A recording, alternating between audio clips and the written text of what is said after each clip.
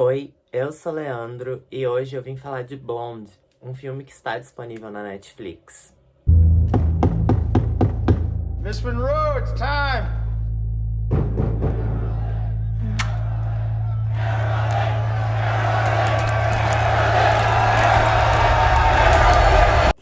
Bom, gente, Blonde é um filme baseado numa obra ficcional da vida da Marilyn Monroe.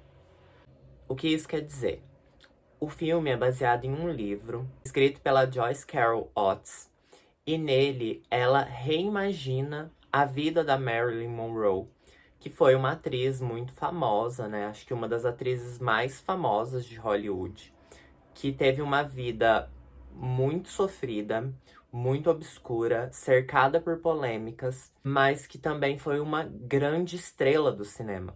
E quando esse filme foi anunciado, todo mundo ficou muito animado para ver essa obra, mas também todo mundo ficou com um pé atrás, porque a vida da Marilyn foi cercada de tantas polêmicas e é difícil retratar uma figura dessa de uma forma digna e ainda contar a história da vida dela. A Marilyn no filme é interpretada pela Ana de Armas, que está assim, impecável. É surreal o quanto ela emula a figura da Marilyn Monroe nos trejeitos, na caracterização, na fala. É assim, um trabalho impecável. Mas infelizmente é uma das poucas coisas boas que a gente tem no filme. O filme tem 2 horas e 40 de duração. E são 2 horas e 40 de sofrimento. São poucos os momentos no filme que a gente consegue ver a Marilyn bem e feliz e satisfeita com o que ela tem. O filme é uma tortura do início ao fim, uma tristeza do início ao fim. A gente começa vendo ela criança ainda como Norma Jean, que é o nome real da Marilyn Monroe. E a gente vê a interação dela com a mãe dela, que foi uma mulher que teve muitos problemas psicológicos, e como os problemas psicológicos da mãe e a ausência do pai, que foi uma figura que a Marilyn nunca conheceu, afetaram a vida da Marilyn. Mas o filme trata isso de uma forma tão fria e tão degradante que faz mal. Eu não consegui assistir o filme de uma vez. Apesar de ser um filme que tem um figurino, uma ambientação muito fiel à época em que a Marilyn viveu. Então a gente acompanha essa jornada da Marilyn, fazendo audições, conseguindo papéis, estudando atuação. Isso é muito interessante. Mas quando a gente entra nas problemáticas da vida dela, e a maioria das problemáticas nesse filme são ou teorias da conspiração, ou coisas criadas para o filme, relações criadas, coisas que não existiram, na verdade, isso tira muito do filme. O filme perde muito com essas escolhas do roteiro. O filme, para mim, é uma bagunça. Ele vai por caminhos que a gente nunca sabe se aquilo é real, se é imaginação, se é especulação. A gente tem algumas cenas muito bonitas, mas elas são cortadas para cenas degradantes. A Marilyn viveu a vida dela toda tentando quebrar o estereótipo da loira burra. Ela não queria ser vista como sex symbol, apesar de usar isso a favor dela. Ela queria papéis de drama, ela queria ser reconhecida pelo talento dela como atriz.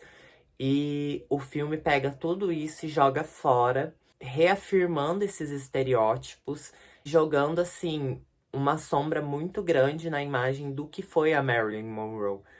Eu acho o filme perdido, eu acho que ele não sabe o que ele quer passar, porque ao a gente vê a Marilyn confrontando as pessoas e falando que ela não quer esses papéis, mas ele coloca ela o tempo todo como essa figura baixa que usava da sua sexualidade para conseguir as coisas Ele tem cenas muito pesadas de abuso sexual, de humilhação, de violência doméstica. É um filme que faz mal.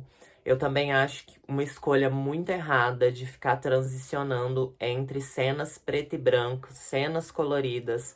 Existem alguns cortes, algumas transições em que a gente vê elementos que não se conversam sendo usados de transição para uma cena a outra.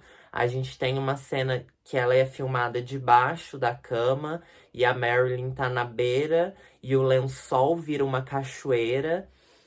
Então, assim, eu acho que o filme tinha tudo pra dar certo, mas ele foi pra um caminho muito errado. E eu acho que a principal culpa disso é do diretor, que, como um diretor homem, eu acho que ele escolheu, e isso foi uma escolha consciente, de fetichizar ainda mais a figura da Marilyn Monroe.